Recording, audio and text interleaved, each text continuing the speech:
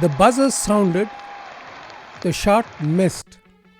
The season was over. He sat in the locker room alone, long after everyone else had left. Not crying, not raging, thinking.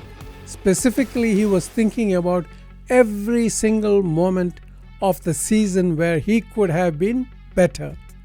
Every missed shot, every defensive breakdown, every moment where he had given less than everything. And tomorrow, when the rest of the world moved on, he would be in the gym at dawn, alone, working on exactly those moments. This is what separates legends from everyone else.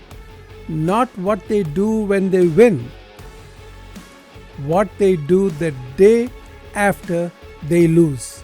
Subscribe to this channel because every Monday and Thursday we bring you the mental tools that the greatest performers in history used to build unbreakable lives.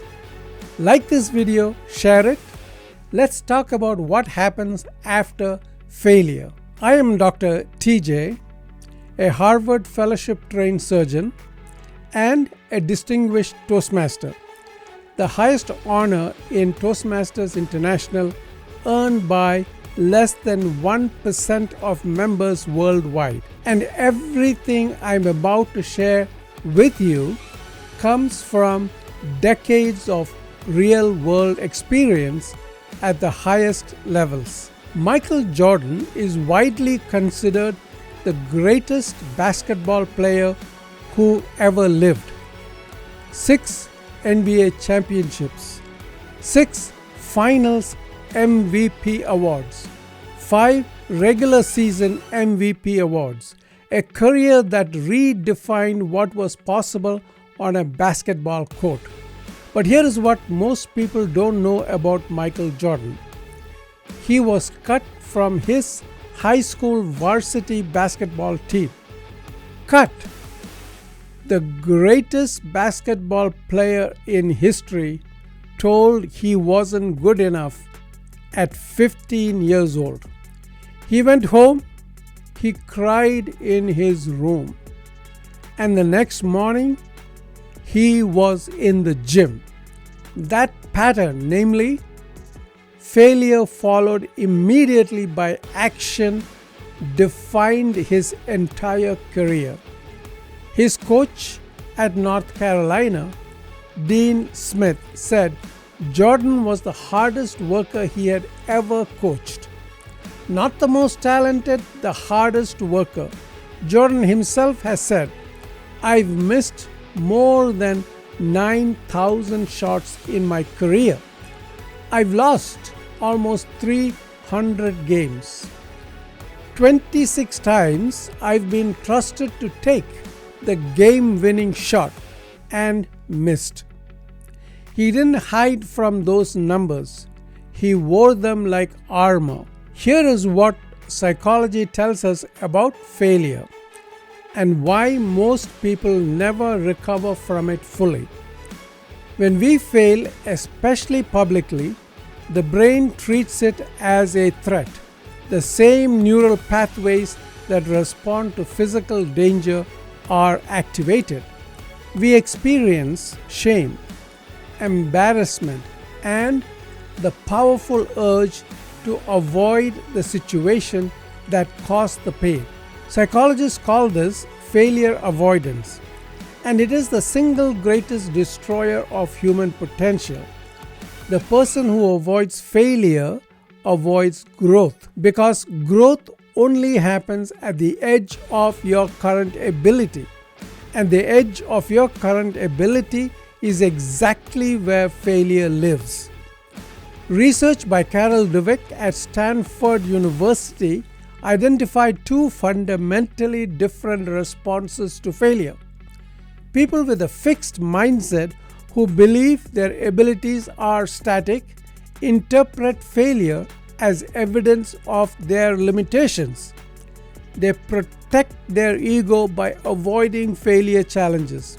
On the other hand, people with a growth mindset who believe their abilities can be developed interpret failure as information, data, feedback, a map of exactly where to focus next.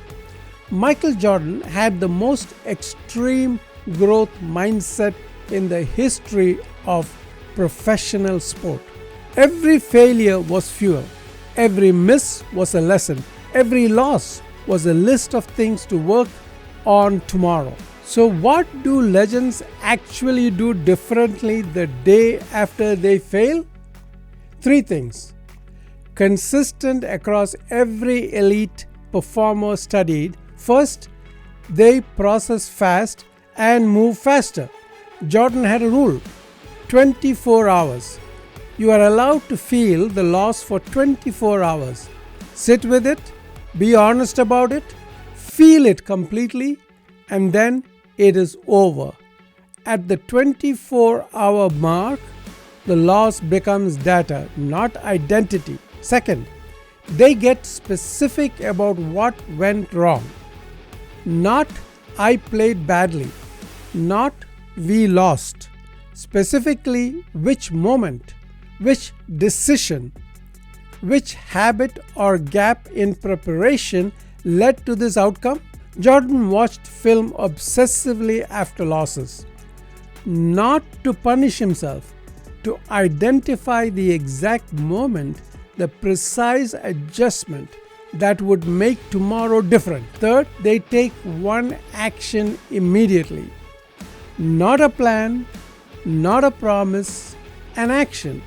One specific thing they can do today or tomorrow morning that directly addresses what went wrong.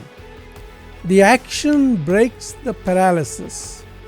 The action converts failure from an ending into a beginning. Jordan was cut from his varsity team on a Friday. He was in the gym on Saturday. Not because he wasn't hurting, because he had already decided what the cut meant. It meant he had something to work on. That is the legend's response to failure. Not the absence of pain, the decision made before the pain arrives about what failure is for. Here are three quotes from Michael Jordan. The first one, I am repeating it because it's very important. I've missed more than 9,000 shots in my career. I've lost almost 300 games. I've been trusted to take the game-winning shot and missed. I failed over and over and over again in my life. And that is why I succeed. End quote. Michael Jordan and the Psychology of Failure. Here's the second quote. If you're trying to achieve, there will be roadblocks. I've had them. Everybody has had them. But obstacles don't have to stop you. End quote. Michael Jordan and the Psychology of Failure. The third quote from Michael Jordan. Obstacles don't have to stop you. If you run into a wall, don't turn around and give up. Figure out how to climb it, go through it, or work around it. End quote. Michael Jordan and the Psychology of Failure. Michael Jordan missed 9,000 shots. He lost almost 300 games. He came back every single time, not despite the failure, because of it. Here is your challenge, and I want you to do this today. Write down your most recent failure, the one that stings. Then write three things. 1. What specifically went wrong? 2. What is the one thing I can work on because of this? 3. What am I doing tomorrow morning to address it? 3 questions, 3 answers. And then do the third one. Not next week, tomorrow morning. The legend is not the person who never fails. The legend is the person who decides before the failure arrives that failure is just the beginning of the next attempt. Be that person starting tomorrow morning. Share this with someone who is sitting in the locker room right now after a loss, wondering if they should get back up. The answer is yes. This video might be the reason they do. Like, subscribe, hit the bell, and come back Monday for a story that will show you what sacrifice really looks like.